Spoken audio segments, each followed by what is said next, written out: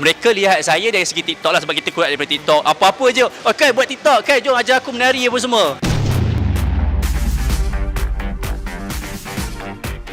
Assalamualaikum, salam sejahtera. Hari ini sempena pelancaran stesen radio baru Molek FM. Kita bersama seorang penyampainya, wajah baru di kaca TV lah. Kalau kita nak tengok kalau radio maybe dah lama sebab tapi radio tak nampak muka. So insyaAllah lepas ni mantau rezeki mungkin melimpah ruah anak-anak bila bernaung di bawah Media Prima, ada stesen TV sendiri. Okey, kita bersama Kai. Jom kita tanya dari mana datangnya Kai ni. Hai, Assalamualaikum. Selamat petang bang.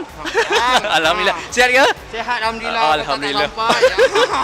Alright, jadi kalau tanya daripada mana, kita memang asal memang daripada Pantai Timur lah. Dan sebab itu sekarang ini menang di bawah Molek FM. Dan orang kata memang teruja sangat-sangat nak bersama dengan pendengar-pendengar Molek FM daripada Pantai Timur.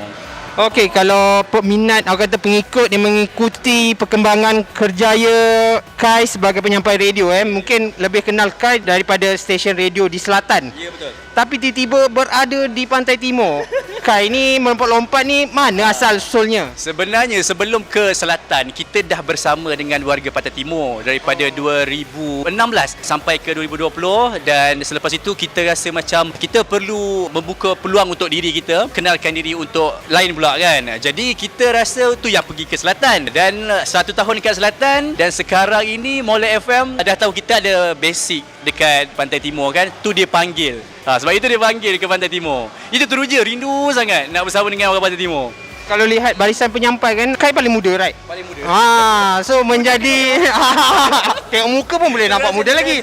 Okey, menjadi anak bongsu dalam adik-beradik penyampai ni, rasanya apa kelebihan, apa kekurangan? Okey, menjadi adik bongsu ni of course lah kita banyak belajar daripada abang-abang, kakak kita kan, daripada pagi sampai ke petang kan. Jadi kelebihan itu satu peluang juga untuk kita bersama-sama berkongsi idea yang baru dan juga yang lama, bertukar untuk menaikkan lagi stesen. Dan juga mungkin mereka lihat saya dari segi TikTok lah sebab kita keluar daripada TikTok. Apa-apa je. Oh, Kai buat TikTok. Kai jom ajar aku menari apa semua. Jadi orang muda.